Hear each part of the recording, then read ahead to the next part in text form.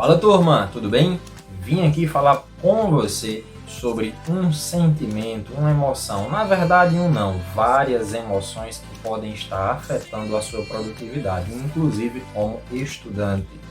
São eles, por exemplo, o medo, a ansiedade, aquela sensação de baixa autoestima, de baixa autoconfiança, sentimentos que causam outros, como por exemplo aquela sua voz interna, interior, dizendo que você não é capaz, gerando outro sentimento que é a sensação de ser reprovado, de ser incapaz de ser aprovado em qualquer prova que você faça.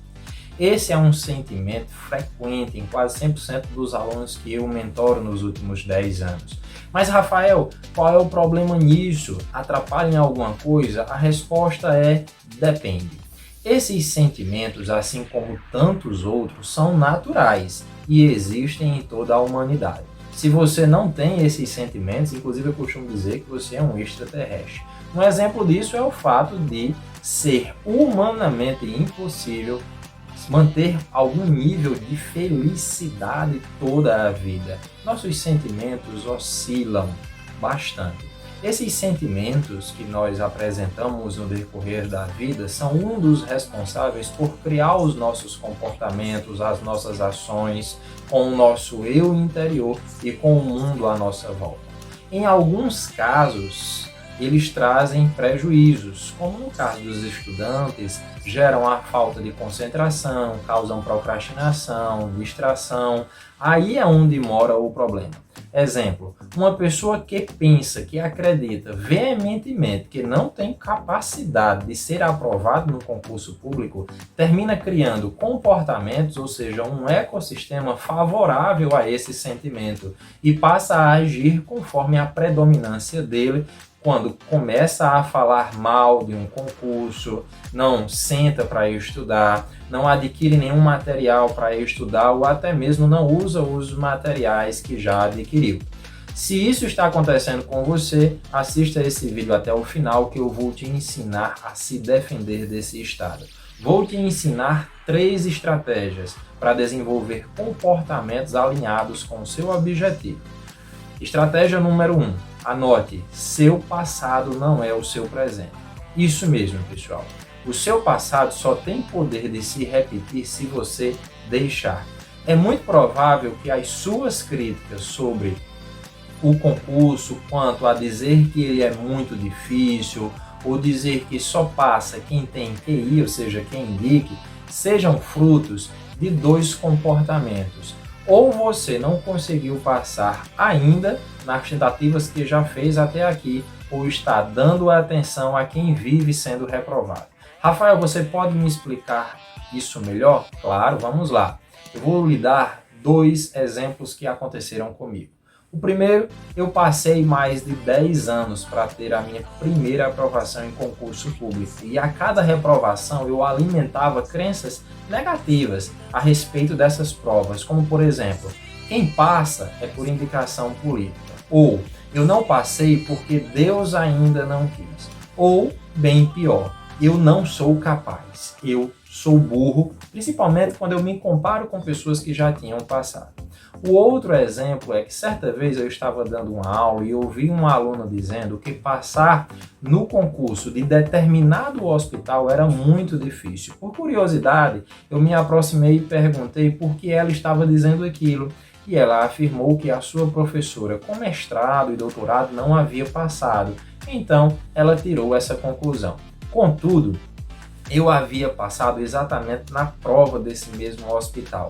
Fiz a mesma prova que a professora dessa aluna e eu não tenho mestrado nem doutorado, mas eu conheço estratégias que são eficazes e que aumentam a minha performance e a dos meus alunos. Veja bem, eu não estou falando mal de quem possui mestrado e doutorado, muito menos estimulando que você não faça. Eu tenho pós-graduação e pretendo sim investir no meu currículo nesse sistema educacional de mestrado e doutorado. O que eu quero dizer a você é que existem estratégias para passar em concurso e que só depois de 10 anos tentando passar sem essas técnicas eu aprendi quais eram e continuo aprendendo e ensinando a todos os meus alunos. Eu sempre fui um aluno indisciplinado, faltoso, já pesquei nas provas, fui diversas vezes para recuperação, era chamado frequentemente na direção por indisciplina. Ou seja, passei muitos anos com um comportamento que me geraram um baixo rendimento. Após a faculdade, foram mais de 10 anos vivendo de reprovações em diversos concursos públicos. Bastou eu usar algumas estratégias que eu passei a ter mais resultados. Ou seja, o seu passado não define o seu presente e muito menos o seu futuro. O seu passado não deve servir de tormenta, de lamentação, mas sim de um gerador de resultados. Mas, Rafael, como identificar o lado bom do meu passado de reprovação? Simples, mudando a pergunta que você faz sobre o que aconteceu no seu passado. Ao invés de se perguntar, inclusive em tom de afirmação, por que eu não passo? Por que eu não consigo? Se pergunte, como fazer dar certo? Como aprender aquele conteúdo? Como meus resultados do passado podem me ensinar a melhorar? Se pergunte como parar de repetir os mesmos erros. A simples mudança da forma como se pergunta sobre esses acontecimentos vai ser um super gerador de respostas, porque a sua mente vai entender que você quer respostas ao invés de lamentação. Você vai descobrir que o seu problema está, por exemplo, na falta de concentração. Então estude mais sobre concentração. Talvez o seu ponto falho seja na baixa capacidade de memorização. Então pesquise sobre técnicas de memorização, aprenda sobre memorização e aplique as tarefas para desenvolver uma melhor capacidade de memorização. Seu problema é uma matéria, então estude e pratique mais em cima dessa matéria, sobre a técnica de repetição ou busque outras formas de metodologia como mapa mental, resolva questões sobre o assunto. Enfim, entenda uma coisa por definitivo: o seu passado deve ser o seu professor. Ele é uma fonte de aprendizado por onde você vai colher grandes resultados. A segunda estratégia é: faça planejamento semanal ou diário. O fato de você acordar e não saber o que vai fazer no seu dia é motivo para aumentar a sua ansiedade, consequentemente, o seu medo de um futuro incerto. E assim você não vai conseguir se concentrar em estudar de forma alguma, você não vai memorizar nada. Quando eu falo o que você vai fazer, algumas coisas você já sabe porque fazem parte da sua rotina, mas outras precisam ser criadas, tarefas que serão responsáveis por te levar ao teu estado desejado, como por exemplo, qual é a matéria que você vai estudar na segunda, na terça, na quarta, até o domingo? Em que horário? Quantas horas? Qual é a sua meta de horas em determinados dias? Qual é o material que você vai utilizar? É PDF, é videoaula, é mapa mental? Quantas questões você pretende resolver naquele dia ou naquela semana? E aí vem a terceira estratégia. Para melhorar ainda mais a sua vida de concurseira, de concurseiro, uma dica bônus: afaste-se de pessoas e de ambientes negativos que só falam mal do que você está fazendo, que põem coisas negativas na sua cabeça. Priorizar o seu futuro é priorizar amizades e ambientes favoráveis ao seu projeto de vida. Ah, Rafael, quer dizer que com essas estratégias eu vou ser uma pessoa agora invencível? Eu vou estudar como uma máquina sem parar? Vou ser aprovado em todos os concursos? Não.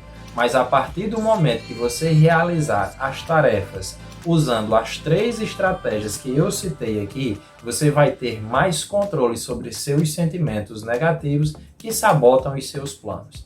Agora, seu cérebro ele vai passar a ser alimentado com informações produtivas e ele vai começar a responder com mais produtividade, como autoconfiança, autoestima, mais foco, mais concentração e mais motivação. Condições, sentimentos favoráveis, já que é tudo que você precisa para estudar mais e melhor. Sem essas coisas é como querer sair de carro para um lugar, mas você não sabe como chegar lá e não tem GPS. Ou seja, você vai se perder no meio do caminho ou não vai nem querer sair de casa, do seu lugar, já que você tem medo de se perder. Rafael, isso dá muito trabalho. Eu sei que dá. Só que dá mais trabalho você continuar onde está, no emprego que não quer ou então desempregado. Quando você vê o seu nome na lista de aprovado, você vai perceber que valeu a pena passar por tudo isso. Você tem que entender que não é ler mais, resolver mais questões, estar num cursinho diferente a cada vez que reprova. O segredo está em aprender a estudar. Se você não aprender a administrar as suas emoções, aquelas emoções que atrapalham a sua jornada, dificilmente você vai ser um grande estudante.